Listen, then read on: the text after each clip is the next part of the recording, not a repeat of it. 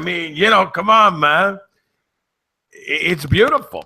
It truly is infinitely beautiful. If there's anything infinite, it's our Creator. And it's interesting you talked about how, you know, everybody's blaming God and blaming this and blaming that. You know, you just reminded me of the moment when God found Adam and Eve hiding in the garden after they had eaten from the tree of knowledge. When God clearly said, hey, you can do whatever you want. Look at man, do what you want. Just do not, listen to me now, do not eat from that tree. And of course, we know the story. The serpent seduced Eve, tricked Eve. Eve saw that the fruit looked good. It looked good for food. It was pleasing to her eye. She ate it, offered it to Adam, and Adam, being a henpecked husband, because that's what he was henpecked. He did as she said, but not the other way around. It wasn't like she was listening to Adam. Adam did exactly what she said, henpecked as he was. And he ate from the tree of knowledge. And then when God showed up and goes, hey, why are you hiding? Who said you were naked? Well, Adam started blaming Eve, and Eve started blaming the serpent, and the serpent started looking at Adam and Eve and blaming them, and there was this whole finger-pointing episode going on in the Garden of Eden of everybody blaming everybody, and God was like, hey, who told you were naked? The point is, you now just got severed. You got cut off. You don't understand the seriousness of what I'm talking about here. Every single animal on the planet, watch it now, get ready to listen. Every single living, four-legged, two-legged, no-legged creature on this planet is naked. You don't see bears at Walmart picking up T-shirts and shorts for the summer. You don't see dogs going to work in suits and ties. You don't see female cats showing up at church in a floral print dress with a matching hat. Now, don't get me wrong, there are some real foolish humans dressing up their pets these days. That's a whole new topic. But for the most part, animals are naked, and they don't have the one thing that human beings have, and that is shame. Because it is only but through shame that we hide ourselves, or that we protect ourselves, or that we avoid, get ready for it, here it comes, the light. And where people are hiding in today's world, that dark place where humanity resides in this darkness, is in the deception. But you see, John 8 verse 32 says, you know, if you look for the truth is going to set you free. But I like how it says, you know, you got to look for the truth. The truth doesn't just fall on you. You get some evidences that you need to research and some things that you need to look at. But it's up to you to pick up a book and read it. It's up to you to drop the deception for a moment, to let go of your ego, to get outside of the shame and the guilt of a deceived world, because that's what we are. We are all very deceived. That deception began, here it comes, it began in the garden, but we still deception today. So the deception hasn't changed. It's escalated. It's gotten trickier. It's gotten sharper. It's gotten deeper. It's spread out all over this flat world. But make no mistake about it, we are still that Eve was in when she saw what looked good and was deceived by it. So everything in this world that you think looks good, whether it's your education, whether it's your science, whether it's NASA, whether Neil deGrasse Tyson and Bill Nye seduce you on your television sets every day, because that's all they're doing. You see, they're seducing you. You guys have, and it's not sexual, but you guys have intellectual crushes, watch it now, intellectual crushes on your science gods. You have intellectual crushes on movie series like Star Wars, Star Trek. These types of things create desires in you that it would be what it is that they're telling you it is. And you get these intellectual crushes, these love affairs that you have etched into your minds. But the truth of the matter is that you can't blame Adam and you can't blame Eve. The serpent is 100% correct in that scenario, in that you made the decision, you made the choice. You see, once you know the truth, once you know it, it's up to you to live it. And once you know the truth, guess what happens? You become without excuse. There is no longer an excuse that you can lean on. So you can't stand before God, of which, make no mistake about it, one day you are going to stand before the creator of all things. And when you stand before that God, you are going to be without excuse. You are going to have no finger to point, and you're going to know it instantaneously. The second you stand before God, you are going to know that you are without excuse. There isn't going to be a moment in that moment where you're going to have an escape plan that is actually going to be workable. There will be no escape plan. There will be no opportunity to point a finger. There will be no justification. There will be no excuse. There will be no what ifs. There'll be no, oh, but I didn't know. There'll be nothing but you and God and the just truth that you are without excuse. You can come to the flat earth and realize 100%, there is no doubt, our observations tell us when we stand out on our front lawns, this planet is not spinning at 70,000 miles an hour and rotating and rocketing through space at 1,000,000 miles an hour, and the satellites are free falling around this planet and have rocket boosters that keep them. Enough is enough. That should be the easy part. That stuff should be easy with your observations and your mentality and your understandings. That stuff should be easy knowledge for the average mind to understand. You don't even have to go to these square box slave indoctrination rooms called classrooms. You don't even have to go into a library and pick up a book.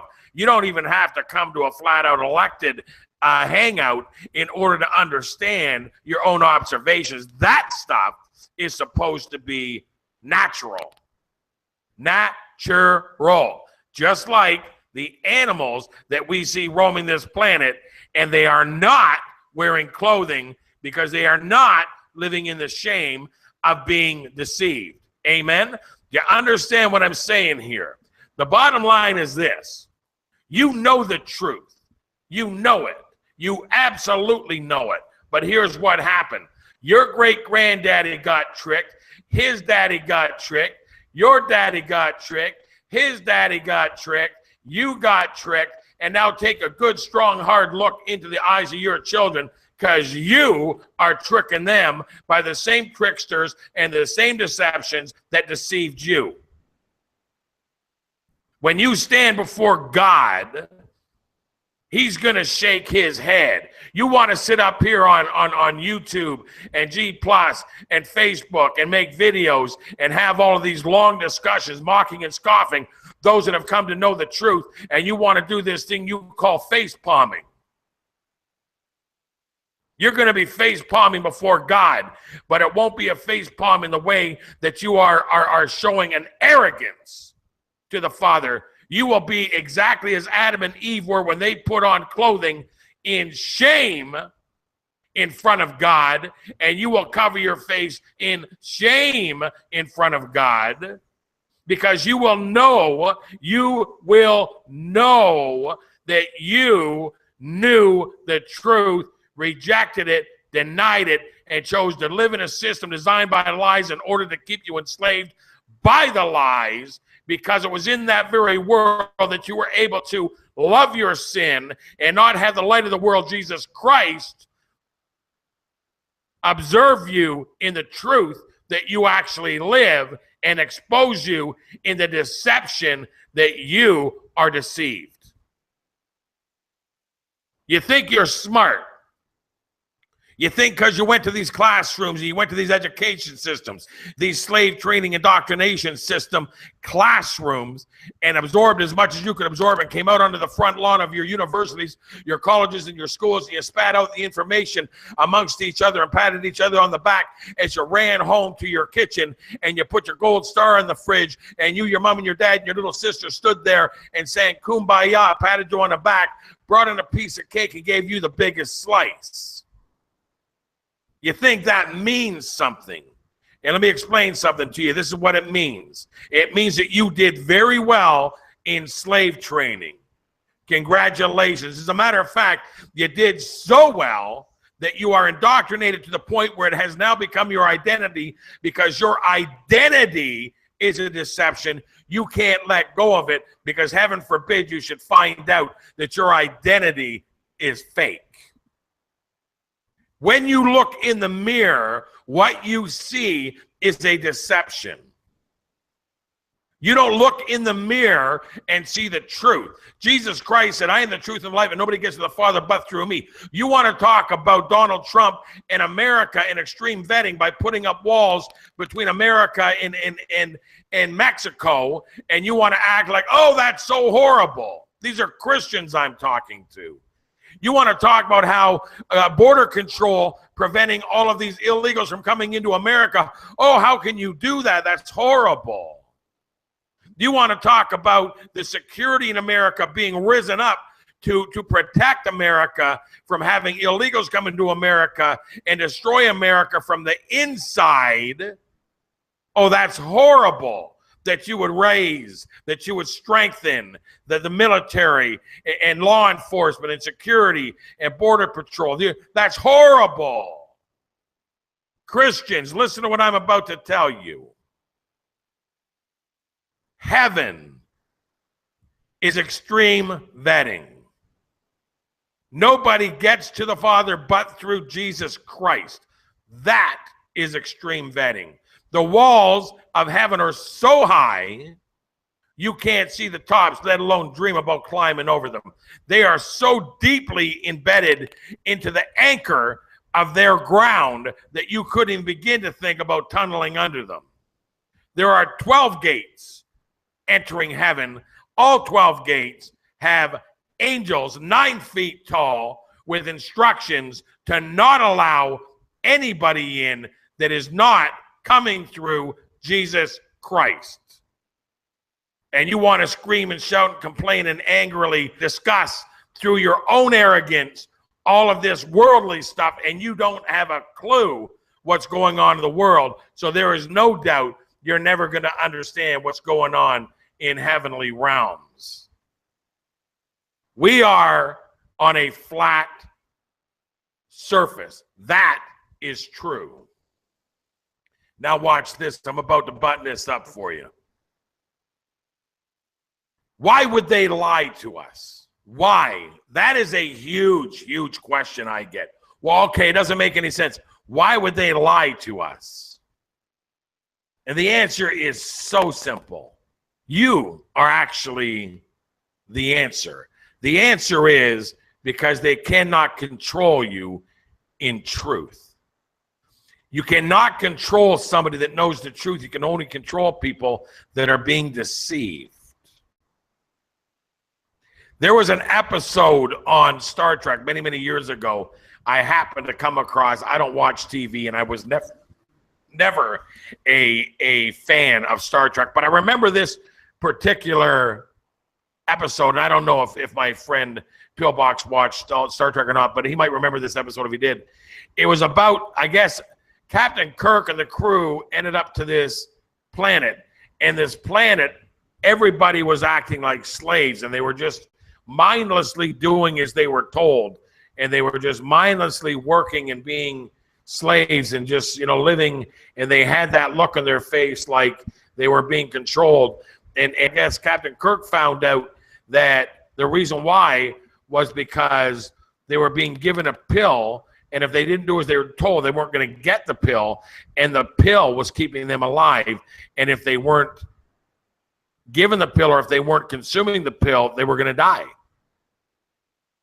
It turns out the pill was nothing. There was nothing in the pill. It was just, it was sand.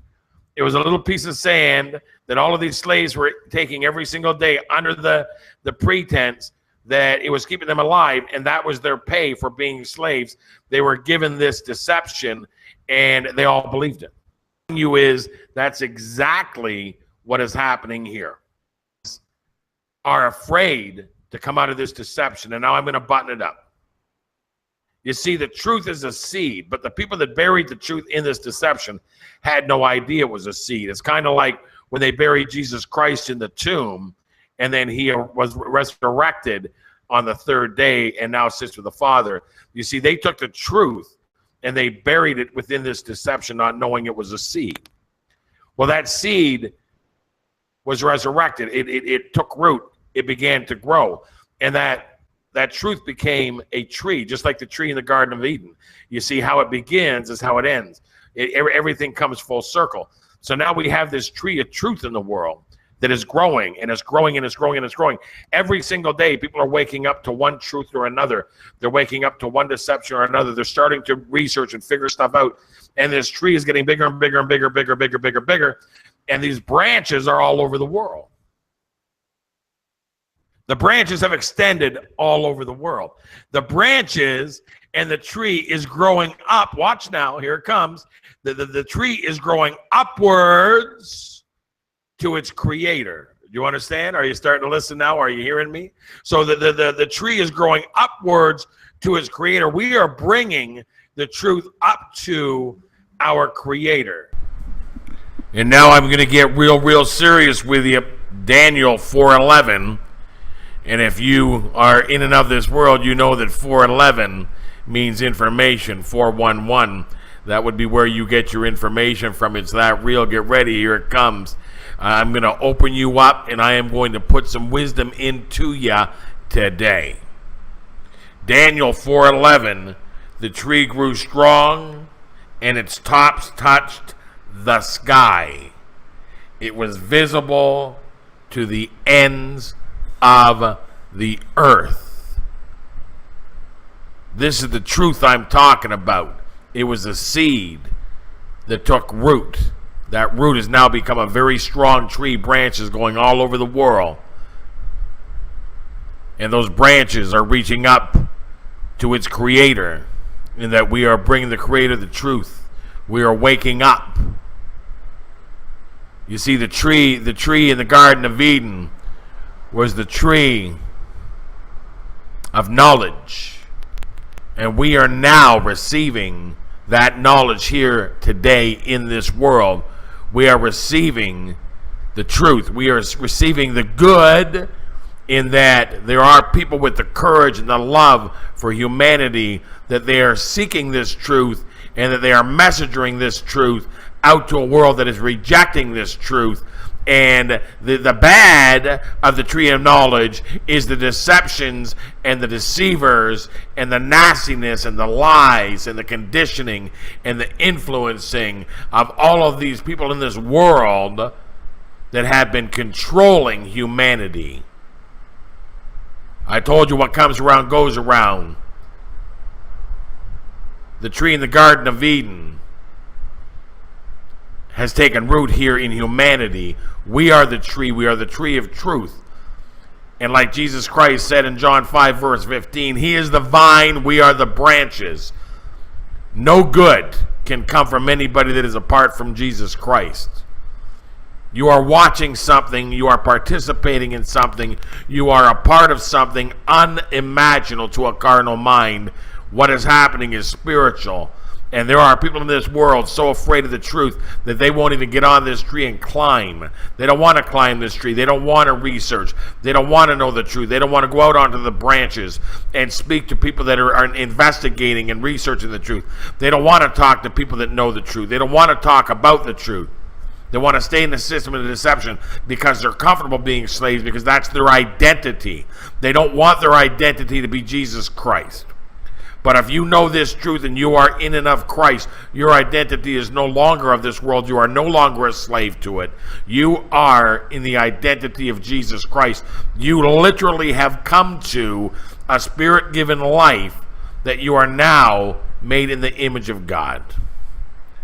But all of these naysayers and these scoffers and mockers, they're afraid to get in the tree and climb because they know. They know one truth, and that truth is that if they get into this tree, and if they start researching, and if they start seeing what we're seeing, if they start becoming a part of the truth, this tree is going upwards, and they're going to stand before God. And that is the very last thing they want to do.